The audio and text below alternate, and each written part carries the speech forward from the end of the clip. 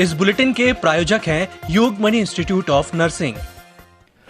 नमस्कार, जबलपुर लाइव के इस बुलेटिन में आपका स्वागत है। मैं हूं आपके साथ आकाश। अब देखते हैं खबरें विस्तार से। जबलपुर में कलेक्टर कर्मवीर शर्मा के स्थानांतरण के बाद नए कलेक्टर इलैया राजा टी ने शुक्रवार को पदभार ग्रहण किया। इस दौरान पूर्व कलेक्टर कर्मवीर शर्मा ने उन्हें चार्ज दिया, शुभकामनाएं भेंट की। मीडिया से बात करते हुए नवागत कलेक्टर इलैया राजा टी ने कहा कि जबलपुर जिले में शिक्षा और स्वास्थ्य के क्षेत्र में बेहतर काम करने की इच्छा है, इसलिए ये दोनों विभाग उनकी प्राथमिकता में रहेंगे। उन्होंने शहर की जनता को आश्वासन दिया कि जिला प्रशासन उनकी समस्याओं के निदान के लिए हर वक्त तत्पर रहेगा और आम जनता को हर संभव सहयोग दिया जाएगा।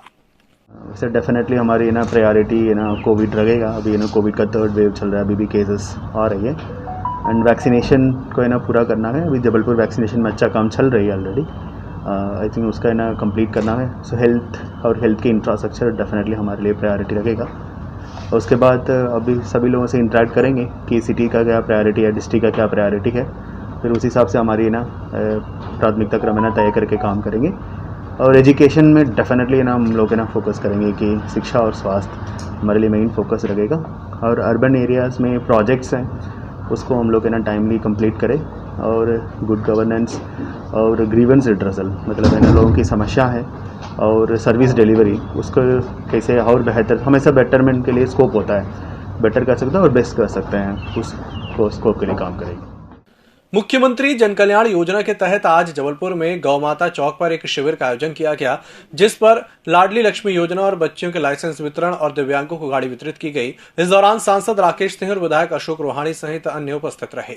मुख्यमंत्री जन कल्याण योजना मध्य प्रदेश द्वारा निःशुल्क ड्राइविंग लाइसेंस, निःशुल्क लाडली लक्ष्मी योजनाओं के जो मध्य प्रदेश सरकार की लाडलियों के चेक वितरण, 5 विकलांगों को ट्राईसाइकिल, 1 स्वास्थ्य वैक्सीनेशन शिविर और 2 आवास योजना के 2.5 लाख रुपए के चेक के 1 लाख रुपए का आवंटन करवाया गया।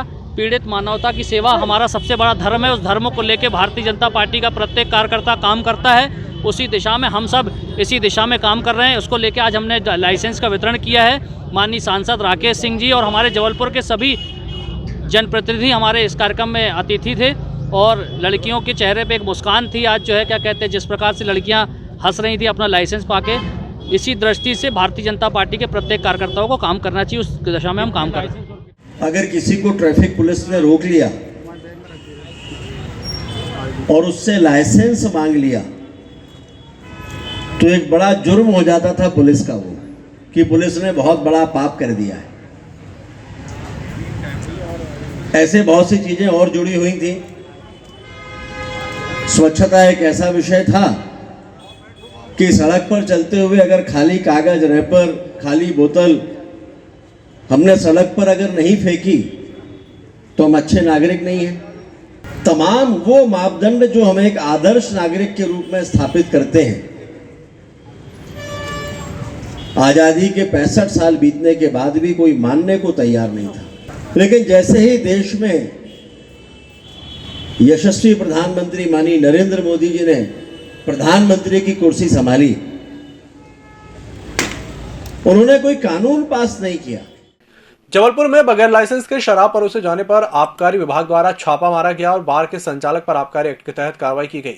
बताया जा रहा है कि विजयनगर के पास स्थित फ्यूजन बार के संचालक द्वारा ग्राहकों को मदिरापान का सेवन कराया जा रहा था। जानकारी लगने के बाद आबकारी विभाग के अधिकारियों द्वारा शुक्रवार की रात को बार पर छापा मारा गया और संचालक के विरुद्ध आबकारी एक्ट के तहत कार्रवाई की गई। शिकायत के आधार पर विजयनगर स्थित फ्यूजन लॉन्ज में शराब पिलाए जाने का प्रकरण दर्ज किया गया है आबकारी अधिनियम की धारा 36 के तहत। सोचने वाली बात यह है कि उक्त परिसर में पहले फ्यूजन बार के नाम से बार का लाइसेंस स्वीकृत था, परंतु उस लाइसेंस की अवधि अप्रैल 2021 में समाप्त हो चुका था। उसी का फायदा उठा करके वो मदिरा पान कराने का सुविधा तो वहाँ पर उपलब्ध कराता था। तो आज शिकायत के आधार पर उसमें तो शाम को 8 बजे के आसपास छापा मारा गया था। यहाँ पर लोगों को शराब पीते पाए जाने पर प्रकरण दर्ज किया गया है। Yogmani institute of nursing, Jamdar hospital, Jabalpur. Nursing के क्षेत्र में करियर बनाने का सुनहरा अवसर। प्रवेश प्रारंभ BSc nursing, post basic BSc nursing, GNM. पता 198/2 Raigwa, ward number 72, Arihant ware house के पीछे, पाटन बाईपास चौक के पास, जबलपुर। जबलपुर के सिविक सेंटर क्षेत्र में उस वक्त अफरा तफरी मच गई जब पार्किंग लाइन में खड़ी एक मोपेड की डिक्की से 2 लाख नकद गायब हो गए। प्राप्त जानकारी के अनुसार गोहलपुर क्षेत्र के रहने वाले मोहम्मद सुहेब बैंक पर जमा करवाने के लिए 2 लाख रुपए नकद अपनी मोपेड की डिक्की में रखे हुए थे। पहले वह यातायात थाना स्थित बैंक पहुंचे, लेकिन बैंक में भीड़ होने की वजह से वह सिविक सेंटर लौट आए, जहां पर यस बैंक के पास अपनी गाड़ी खड़ी करके वे चेक क्लियर करवाने चले गए। लौटकर जब आए तो उन्होंने देखा कि उनकी मोपेड की डिक्की खुली हुई थी और उसमें रखे हुए पैसे गायब हुए थे। पीड़ित की शिकायत पर ओमती थाना पुलिस ने मामले की जांच शुरू कर दी है। 2 लाख रुपए काउंटर में रखा है, उसको लेके 2 लाख रुपए एक अकाउंट दिए थे, उसमें डाल दो। तो मैं सीधा यहाँ मशीन सर्वे डाउन रहता है यहाँ पर, तो मैं सीधा वहाँ चला गया। कहाँ ये अपना कौन सा एरिया रखता है, राइट टाउन चला गया। वहाँ पैसे निकाल के वहाँ अंदर गया तो वहाँ मशीन ख़राब थी, वहाँ लेबर भी काम कर रहे एटीएम में, वहाँ मशीन ख़राब थी। तो सीधा मैं डिग्गी में पैसे रख के सीधा यहाँ यस बैंक आ गया। यस बैंक में मेरे को एक चेक लगाना था पक्के का, तो मैं पक्के का अंदर चेक लगा के वापस आके सीधा गाड़ी उठा के ये वाली मशीन गया, अपना मॉल के बाजू में जो SBI मशीन है वहाँ गया। डिग्गी खोला तो मेरा पैसा नहीं था। मैं यहाँ वापस आया, बैंकर से बोला अंदर कि भैया पैसे नहीं है मेरे। तो उसने कैमरा चेक किया, फिर मैंने वहाँ जाके रिपोर्ट किया, अंकल को लेके आया पुलिस में। जबलपुर में एक युवक पर कुछ लोगों ने कुल्हाड़ी से ऐसा हमला किया कि उनका कान कटकर नीचे गिर गया। पीड़ित द्वारा इसकी शिकायत थाना कैंट में की गई है। स्थानीय पुलिस ने आरोपी पर मामला पंजीबद्ध कर मामले की जांच शुरू कर दी है। TND कॉलोनी में पतंग उड़ाने के लिए गए थे, उसका भतीजा गया हुआ था, उससे लोग बाग उड़ाने पर से बात विवाद कर रहे। इसने टेलीफोन करके इसको बुलवाया था, तो मुनीर गया था, तो इनको लोगों का बात विवाद हो रहा। इनका कहना है कुल्हाड़ी जैसी चीज़ से इसको मारे, इसके कान में चोट आई। अभी स्थिति ठीक है, अभी तो इनको विक्टोरिया इलाज के लिए भेजा गया था और विक्टोरिया से भंडारी अस्पताल रिफर किया गया था, मेडिकल नहीं गई। मां नर्मदा चुनरी पदयात्रा समिति के संयोजक और अध्यक्ष रामदास यादव ने बताया कि मां नर्मदा चुनरी पदयात्रा समिति रांझी जबलपुर द्वारा नर्मदा जन्मोत्सव के उपलक्ष्य में प्रतिवर्ष 2100 फीट विशाल लंबी चुनरी पदयात्रा रांझी के हजारों नर्मदा भक्तों, माताओं, बहनों के साथ चुनरी लेकर लगभग 25 किलोमीटर पैदल चलकर ग्वारीघाट नर्मदा तट पर मां नर्मदा का पूजन अर्चन आरती के साथ चुनरी अर्पण करते हुए इस पार से उस पार चढ़ाई जाती है।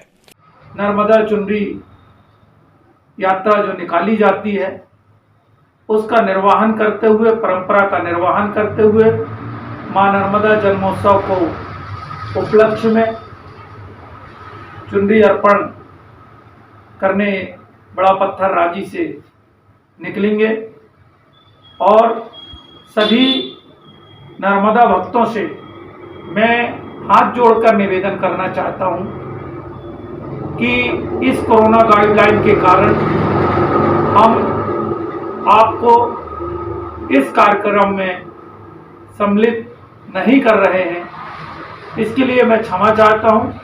नर्मदा भक्त अपने घर से ही मां नर्मदा जी को याद करें और नर्मदा भक्त यह कामना करें कि मां नर्मदा जी इस महामारी बीमारी से मुक्ति दिलाए और 2023 में हम सभी नर्मदा भक्तों के साथ इस आयोजन को भव्य रूप से करेंगे।